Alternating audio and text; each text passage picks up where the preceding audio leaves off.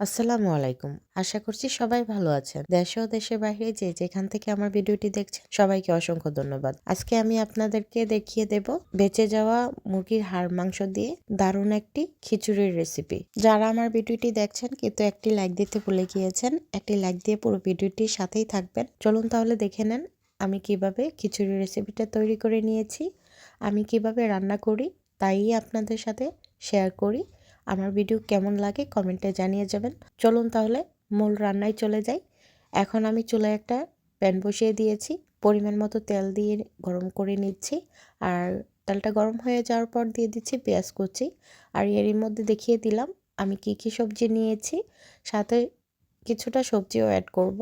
যেহেতু আমি খিচুড়ি রান্না করছি, সবজির টেস্টটা বেশি লাগে এভাবে করে রান্না করলে।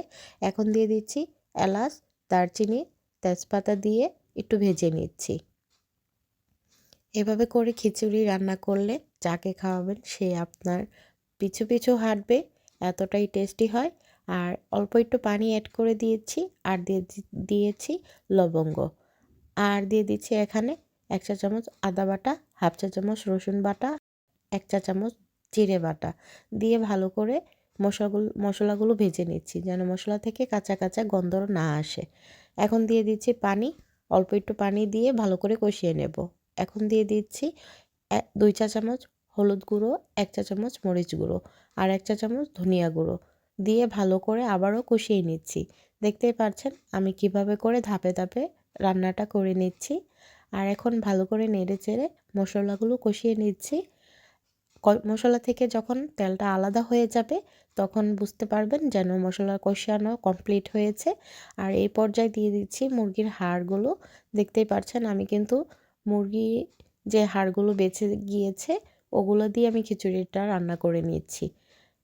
তো এখন আমি মুরগির হাড় মাংসগুলো ভালো করে কষিয়ে নেব। এরই মধ্যে দিয়ে দিচ্ছি আলু আর গাজর একসাথে দিয়ে আবারও কষিয়ে নিচ্ছি। অল্প একটু পানি দিয়ে দিয়েছি ভালো করে কষিয়ে নেওয়ার জন্য। আর আমি কিন্তু মাংসটা প্রথমে ভালো করে কষিয়ে নিয়েছি। এর মধ্যে দিয়ে দিয়েছি চাল ডাল ধুয়ে রাখা। আমি চাল ডাল দিয়ে ভালো করে একটু ভেজে নিচ্ছি। এখন দিয়ে দিচ্ছি গরম পানি। গরম পানিটা দিলে রান্নাটা দ্রুত রান্না করে নিতে পারবেন, আর কম সময়ের মধ্যে এই খিচুড়ি রান্না করে নিতে পারবেন। আমি ঢাকনা দিয়ে ঢেকে একটু পর পর ঢাকনাটা তুলে নেড়ে চেড়ে দিচ্ছি। আর এভাবে করে আমি রান্নাটা করে নিচ্ছি। আর দিয়ে দিয়েছি সবজিগুলো। আর আমি প্রথমে কিন্তু লবণ অ্যাড করিনি, এখন আমি লবণ দিয়ে দিয়েছি স্বাদ মতো। কারণ খিচুড়ির মধ্যে পানি দেওয়ার পর লবণটা অ্যাড করলে পারফেক্টভাবে আপনি লবণটা দিতে পারবেন। আর এরই মধ্যে দিয়ে দিয়েছি বাটার, আর দিয়ে দিচ্ছি ম্যাজিক মশলা। ম্যাজিক মশলা দিয়ে প্রায় আমার রান্নাটা শেষ পর্যায়ে। দেখতেই পাচ্ছেন এরই মধ্যে আমি ধাপে ধাপে সবগুলো উপকরণ দিয়ে খিচুড়িটা রান্না করে নিয়েছি। দিয়েছি পোলাও পাতা আর 1 চামচ ঘি দিয়ে দিয়েছি। আমার এই রেসিপিটা আপনাদের কাছে কেমন লেগেছে কমেন্টে জানিয়ে যাবেন।